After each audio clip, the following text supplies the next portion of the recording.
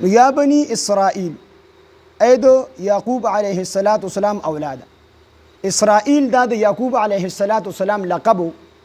اسرا دا چې کوم دی عبد ته ویل شي، بنده ته ویل شي. اسرا په عبرانی ژبه کې اسرا بنده ته ویل شي، عبد ته ویل شي، او ایل په عبرانی ژبه کې الله ته ویل شي. نو اسرائیل معنی شو عبد الله، دا الله بنده. نو دا عبد الله دا د حضرت یعقوب علیہ السلام لقب. نو یا بنی اسرائیل اے بنی دا اولاد ته ویل شي، اے د یعقوب علیہ السلام اولاده، اے د عبد الله اولاده، او عبد الله د یعقوب علیہ السلام لقب. حضرت ابراهیم علیہ السلام دو بیبیانې وي، یو حضرت ساره رضی الله عنها او یو حضرت حاجره. نو د حاجرې ابی زوی چې کوم دی اسماعیل علیہ السلام. نو د اسماعیل علیہ السلام نه راواخلي تر رسول الله صلی الله علیه وسلم پورې الله پاک بل پیغمبر په دې سلسله کې نه دی رالیږلی.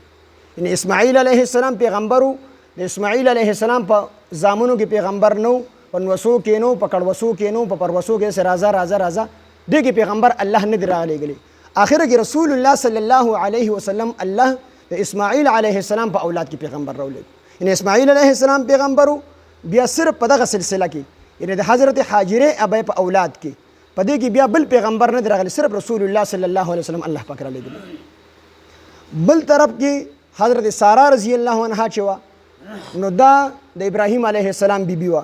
نو د دې زوی اسحاق علیہ السلام، او بیا د اسحاق علیہ السلام زوی حضرت یعقوب علیہ السلام، او بیا د یعقوب علیہ السلام 12 زامنو، یو پکې حضرت یوسف علیہ السلام.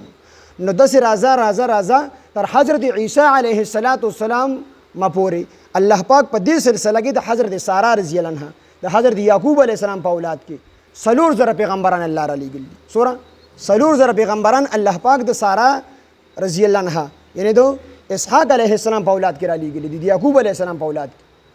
او دې طرف ته د اسماعیل علیہ السلام په اولاد کې بل پیغمبر نه راغلی، صرف رسول الله صلی الله علیه وسلم الله پیغمبر را لیږلی.